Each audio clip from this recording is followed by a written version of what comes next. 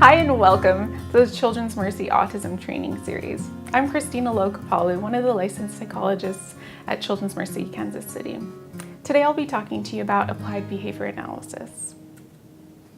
I want you to remember throughout these presentations that every child is unique and every situation is different. This is an informational presentation and not meant to replace tailored guidance for your child and family.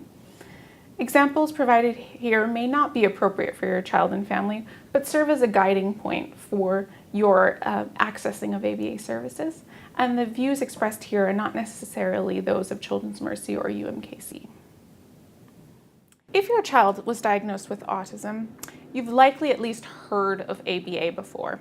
This presentation will provide an overview of ABA, discuss common components of this intervention, teach you how to identify strong ABA programs, and use video-based instruction to illustrate how ABA interventions can be effective in teaching children with autism.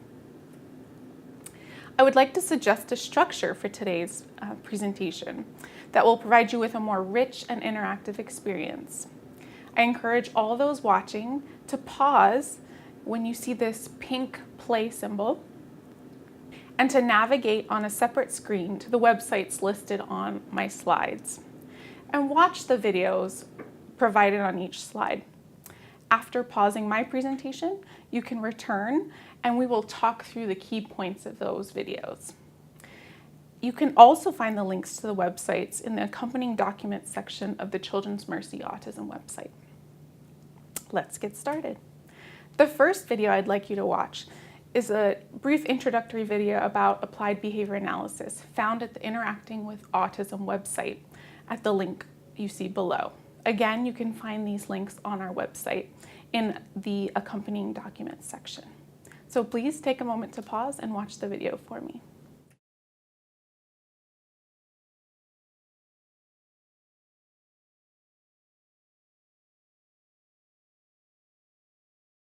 After watching this video, I'd like to discuss some of the nuances of ABA that are so subtly demonstrated in this video.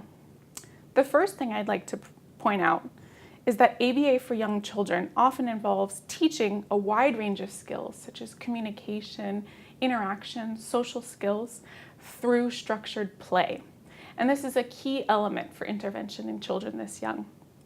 All of the implementers' actions are purposeful, and if they're really good at what they do, you might not notice this intricate dance that they're doing during the intervention. Another critical component of ABA is that children learn through consequences. So what happens after they do a behavior? And they learn that their actions cause reactions by those around them. These reactions may be in line or not with what they want, and so they learn that their actions cause a predictable sequence of events. This is vital for a child with autism as it helps them to organize their world and make sense of what might otherwise seem like purposeless or random behavior from others. In the video, the implementer mentions planned ignoring as just ignoring. This is often one of the hardest skills for parents to do because it involves not looking at, touching, or talking to your child immediately following a problem behavior, and that's really difficult to do. Again, in this video, they talk about visuals and schedules, and they briefly mention these tools as a way to structure ABA-based intervention. It helps to aid with transitions between tasks and also helps the child with autism to anticipate what's coming next. And finally, I hope when you watch these videos, you see that there's hope. There's hope in intervention, and there's hope for the progress that your child can make when you're doing evidence-based strategies. So let's talk about what ABA is. ABA, or Applied Behavior Analysis, is the structured approach for understanding and modifying behavior in the context of an environment. Behavior is anything that a person does that can be observed by another person. So, talking, walking, chewing gum, those are all behaviors. Within an environment, which is the physical and social events that might change or be changed by one's behavior. So for example, being at school, in their classroom, or at home. We'll talk about some antecedent-based strategies later that were discussed in the video, but these are essentially changing the environment to increase or decrease the likelihood of the behavior happening again. The environment is important to consider because, as we know, behavior depends on the context. So for example, if you go to a fancy restaurant, you may be less likely to pick up your food with your fingers or put your elbows on the table. Similarly, your child may demonstrate problem behaviors at home that their teacher swears they've never seen before. And so it's important to consider these contexts when you're planning ABA-based interventions. ABA is a systematic and intensive skill building program, meaning that it's data-driven and it's all intentional. It's delivered at a high frequency and intensity of services, and the goal is both to increase behaviors you want to see or adaptive skills, and then decrease any maladaptive or negative behaviors we don't want to see. It's tailored to your child's specific strengths, weaknesses, and areas for growth, and it focuses on behaviors of social significance. And these are behaviors that might cause harm or interfere with their daily functioning. ABA therapies collect data for target skills and behavior. They're highly data-driven. Interventions are directed by data, which then informs the use of positive strategies that are used to change behavior. The vast majority of ABA programs also include a parent training component, and parent training or parent participation in intervention is key. And the goal of all ABA interventions is to generalize the skills learned to all settings and people. Because if your child can do this behavior with an implementer, that's great, but wouldn't we like them to do it with their teacher, with you, with their peers? One of the goals of ABA is to decrease the frequency of maladaptive behaviors that may occur on a continuum from an annoying habit like nail biting to injury or destruction, such as aggressive behavior or self-injurious behavior. It's often important to target the most impairing behaviors first, as they may interfere with the acquisition of other skills. For example, if your child runs away from you in public, that's much more important in addressing than hand flapping, for example. With that said, it's sometimes necessary to build momentum in intervention by targeting smaller goals and having some success early on to feel like you can keep going. You also work on increasing the frequency of adaptive behaviors in ABA. So you might teach your child pre-academic skills, so learning how to learn, attending, complying with non-preferred directions, self-help skills. So if you have an older teen, you might be working on promoting good hygiene with ABA, which all teens could benefit from, regardless of autism. Social skills, communication, imitation, and play skills are some other examples. ABA principles have been packaged into a variety of programs for children with autism, and they're known by all of these other names. It's important to remember that they're all guided by the same behavioral principles and draw from the same evidence base. One of the most commonly researched interventions for young children and toddlers with autism is ESDM, or the Early Start Denver model. I'd encourage you to pause and take a moment to navigate to this website and watch the video on ESDM, because it'll walk you through what early intervention ABA services would look like with a toddler.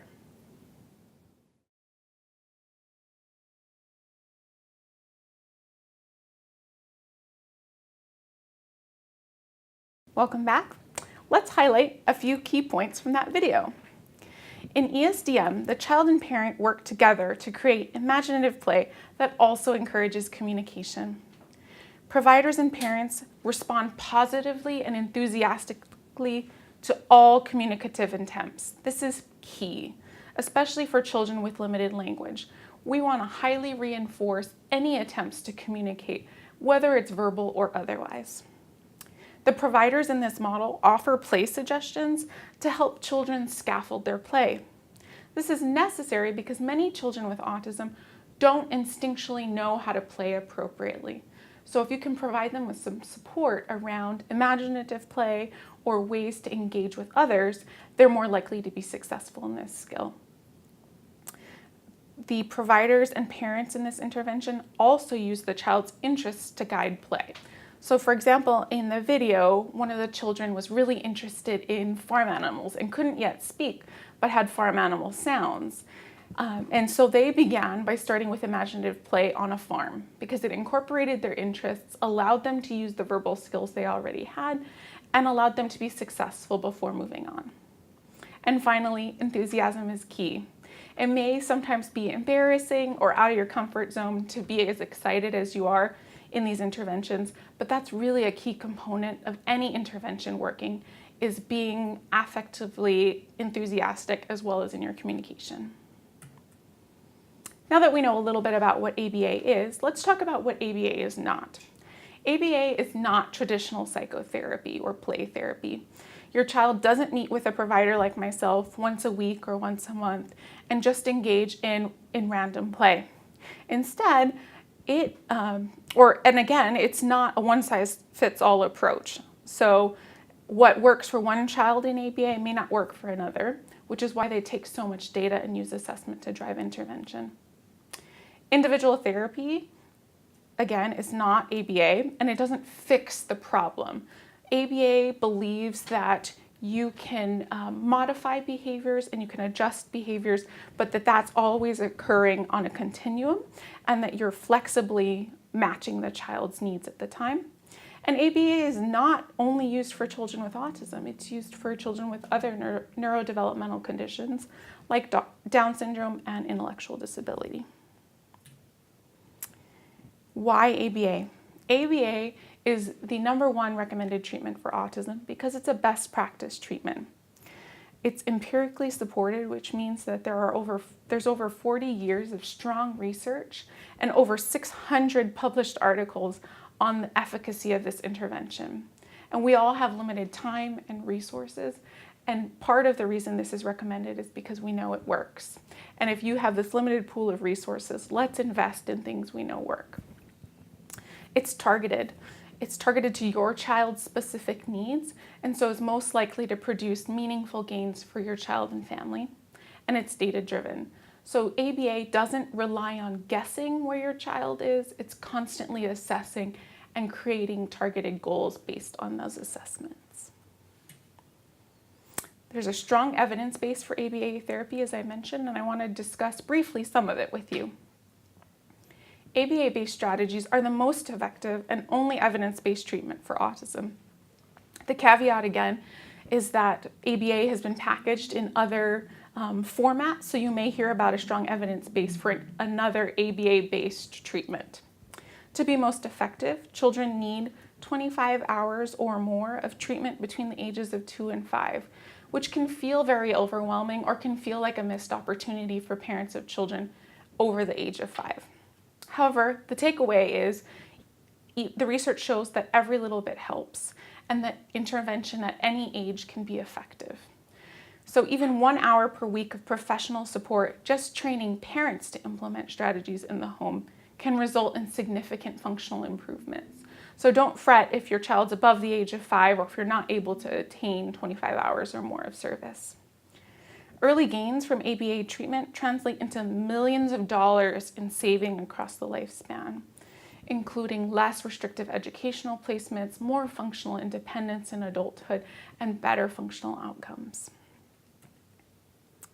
We know that ABA is highly effective in improving IQ or cognitive functioning, adaptive skills, and social functioning in children with autism spectrum disorder. The findings are even more robust when delivered early in development, so again, before that age of 5.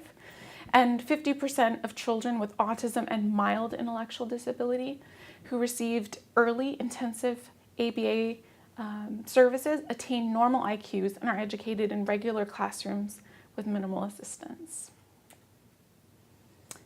ABA. Let's talk a little bit more about what it looks like. It's a broad approach that can be applied to very young children to teenagers. And it's specific to your child's needs. So based on their strengths, what you would like for them, and functional outcomes you hope to see. It's often delivered in 2 to 4 hour sessions or chunks that include planned breaks and what might seem like play at times.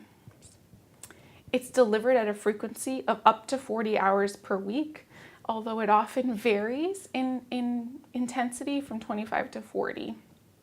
And that can also include some time in your home, sometime on weekends, and in the community. It involves parents and caregivers. Parents and caregivers are key team members on an ABA team because they will have to implement those interventions when the providers are not in the home. ABA can be delivered in a home-based setting, in a center, or in a school. If you'd like to watch a quick video clip on school-based ABA, you can navigate to the link on the slides to look at what a preschool-based program might look like. And then finally, ABA can be delivered in a group or an individual format.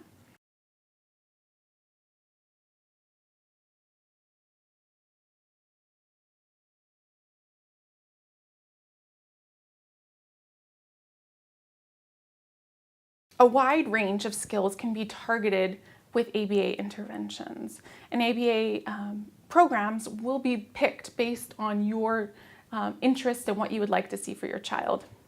So they might work on motor skills such as walking or handwriting. They might work on functional skills like potty training or toothbrushing or completing elaborate hygiene routines. You might work on communication. So if your child's younger, it might be expressive and receptive language. Or it might be that your child has a lot of language, but they don't use it functionally to communicate with others. So you work on pragmatic language skills. You can also work on homework completion if you have a child that's particularly resistant to homework, and pro-social skills. Again, these are just a small list of skills that can be targeted in ABA. Multi-step behaviors. So if, for example, you would like your child to be more independent in their morning routine, you can teach the steps of completing their morning routine. Getting out of bed, changing out of their pajamas, brushing their teeth, brushing their hair, washing their face, and coming downstairs. Eating new foods. So how many of the kids that we work with that have autism eat only beige foods? And so ABA can be used to expand that food repertoire. Matching, answering questions, compliance, decreasing aggression, and increasing weighting. So, regardless of the state you live in, if they extend coverage for ABA treatment, it must be provided or overseen by a board-certified behavior analyst. And this can be a BCBA, which is a master's degree, or a BCBA-D, which is a doctoral degree. These professionals undergo years of schooling, 1,500 hours of fieldwork, and must successfully pass a licensing exam in order to be considered a BCBA. And there's typically a team of experienced providers that work under this BCBA in order to help your child meet their ABA goals. And program implementers are the ones that come into your home on a daily basis or come into the school and run the programs. They often have a bachelor's degree or equivalent and are trained in this intervention. So now that we know what ABA is, I want you to be able to evaluate whether or not the ABA program your child is getting is a strong ABA program. There are some components I think that are important to consider. First, the program has to be supervised and designed by a BCBA. If it's not true ABA. Second, training for all team members is really important, particularly training that is related to your child's specific needs. So if they have a medical condition or aggressive behavior, it's really important that the implementers are trained in interventions for those things. That programming starts with a comprehensive skills assessment. So there should be a formal assessment period in which your child is evaluated to essentially establish their baseline of skills. That functional programming creates clear and measurable goals that are of significance to you and your family. That data is collected at every visit throughout the visits, and oftentimes providers will share these data graphs with you. That tasks are generalized, because it's great if your child can do it in session, but if they can't do it the other 30 hours of the week, it's not that helpful. That providers and team members elicit feedback from family members frequently, and that team meetings with families are held on regular intervals or at regular intervals. So let's talk about meeting a goal the ABA way. First, you'd start with that comprehensive assessment. Then you would identify goals. Goals need to be specific and measurable. So an example of an ABA goal might be that your child performs a certain skill in 80% of trials with 2 different people. So that sounds very specific, but that's the way that ABA goals are written so that they can be generalized and that we really have an understanding that your child is mastering the skills. They determine the function of a behavior, which we'll talk about in a second. So the reason a behavior happens will set the tone for what interventions we use. We'll identify reinforcers that are of importance to your child. Intervene with a strategy to address the function of the behavior. Modify the goals as your child's behaviors change, but also looking for mastery of previous skills, so working in those old skills, and then generalizing to other settings and people. The functions of a behavior.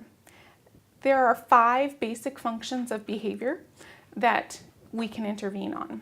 The first is escape or avoidance. So escape is to get out of something the child does not like, but is already doing, whereas avoid is to completely avoid having to do something they have not yet started.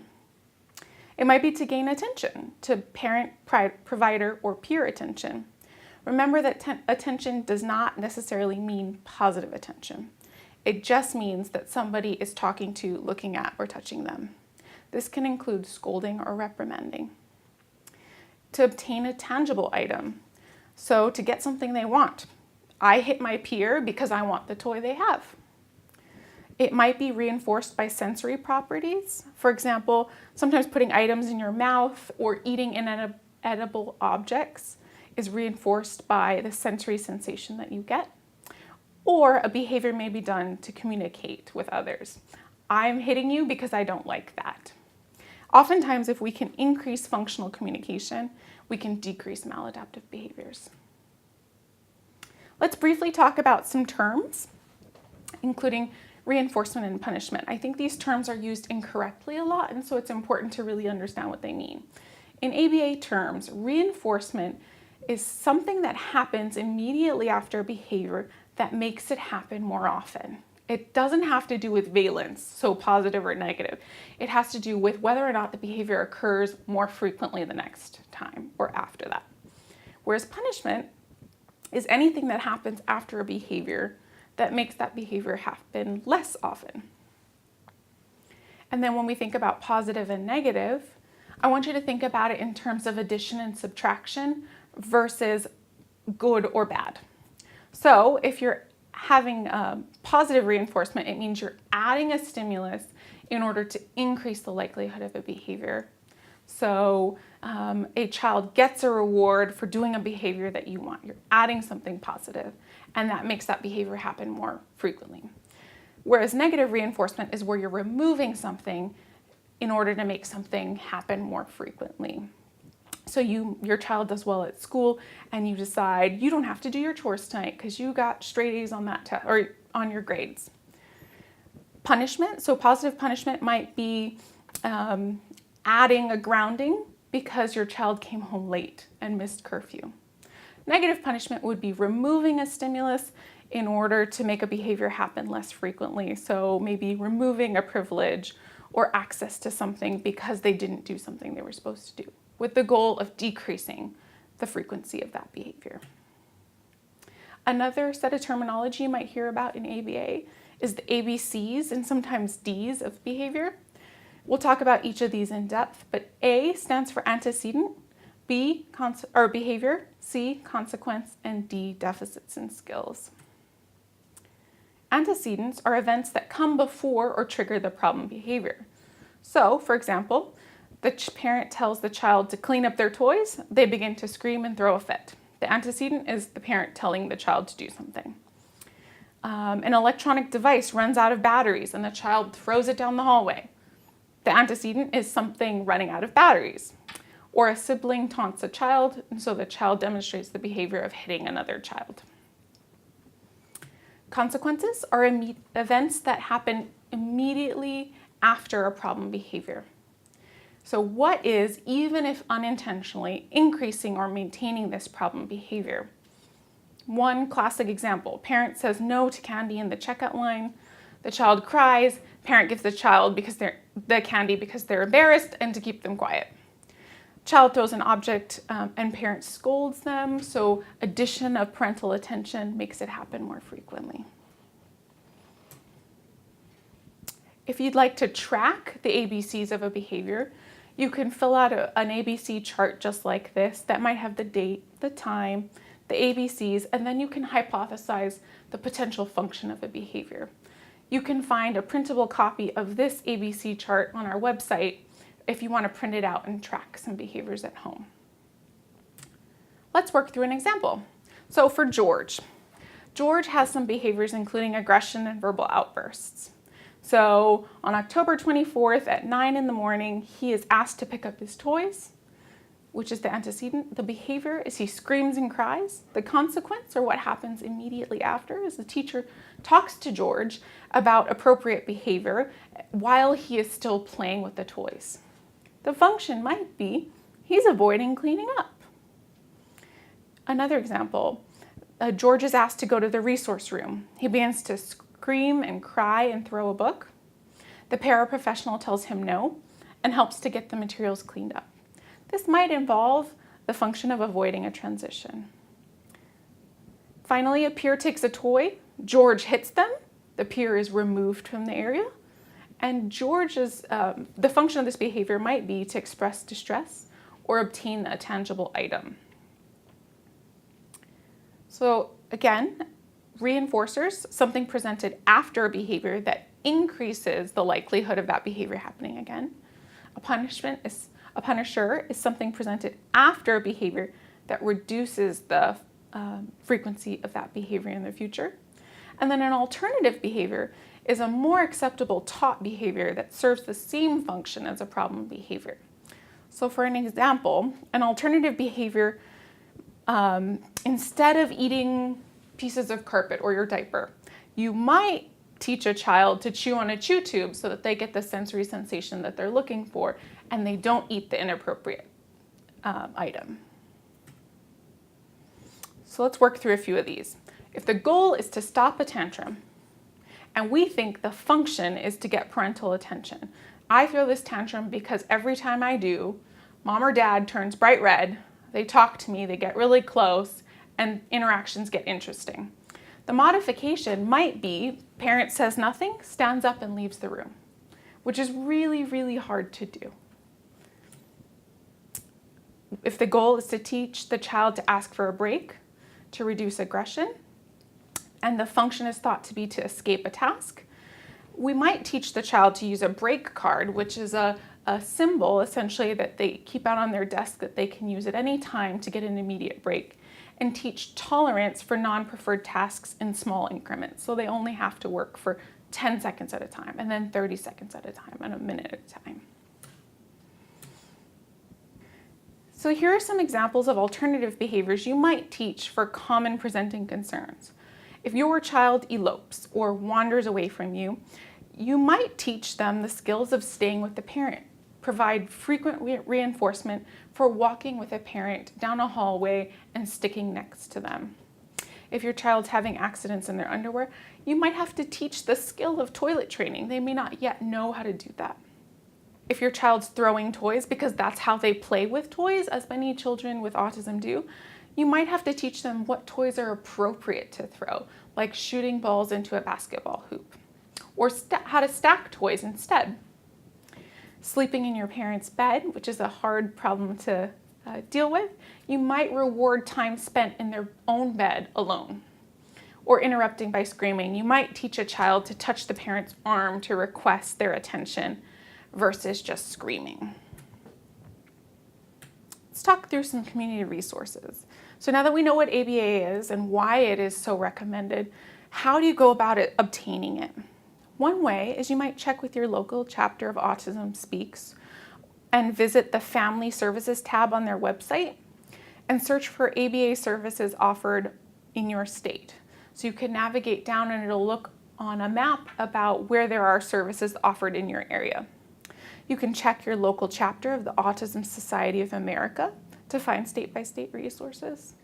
you can look for BCBAs at bacb.com, and it'll pull up a comprehensive list of all licensed professionals in your state. Talk to your educational team and families you know. They're often going to be able to provide you with the best guidance and information about people and providers they like. And then finally, check with your insurance. You may have to call the mental health or behavioral health carve-out line or number in order to decide whether or not ABA services are covered by your insurance. Insurance coverage for ABA. So if I'm recommending 25 or 40 hours of intervention, it would be really nice if it was covered by insurance, wouldn't it? And so coverage for ABA varies by insurance carrier and policy. We do know that it is getting better covered than it has been in the past, but there are still lots of barriers to achieving these services or obtaining these services. And then also within each insurance carrier, the policies may also differ. So as of June 8th, 2017, 46 states in the District of Columbia have laws that require insurance coverage of autism services, including Kansas and Missouri. That said, there have been barriers to implementation of these laws, including limited providers signing up for services or difficulty enacting the laws in practice. One thing I'd love for you to check out is the resource at Autism Speaks, their insurance page, because it talks a lot about healthcare coverage of ABA services, ABA coverage within health insurance marketplaces, self-funded employer toolkits, and many other free resources that you can navigate to help you be a better advocate for your child's needs. This is an example of what the service locator looks like for the Autism Speaks website, and it can pinpoint your area and providers that are near you.